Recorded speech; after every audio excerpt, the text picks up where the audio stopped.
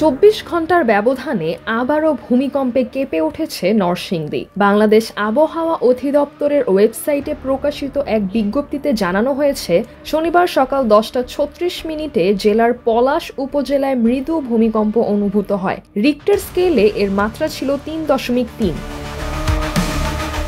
প্রাথমিকভাবে আবহাওয়া অধিদপ্তরের একজন কর্মকর্তা ভূমিকম্পটির উৎপত্তিস্থল সাভারের বাইপাইল বলে তথ্য দেন। সে অনুযায়ী বিভিন্ন গণমাধ্যমে প্রতিবেদন প্রকাশিতও হয়। তবে পরে অধিদপ্তর জানায় উৎপত্তিস্থল আসলে নরসিংদীর পলাশেই ছিল। এর আগে ২১ নভেম্বরের শক্তিশালী ভূমিকম্পে রাজধানী সহ দেশের বিভিন্ন অঞ্চল কেঁপে ওঠে। রিক্টার স্কেলে ওই ভূমিকম্পের মাত্রা ছিল ৫.৭ এবং এতে সারা দেশে অন্তত ১০ জন নিহত হওয়ার খবর পাওয়া যায়। ভূমিকম্প বিশেষজ্ঞরা সতর্ক করে বলছেন, ঢাকার এত কাছে আগে কখনো ভূমিকম্পের উৎপত্তি ঘটেনি। সক্রিয় টেকটনিক প্লেটের সংযোগস্থলে অবস্থান করায় বাংলাদেশ বড় ধরনের ভূমিকম্পের ঝুঁকিতে রয়েছে।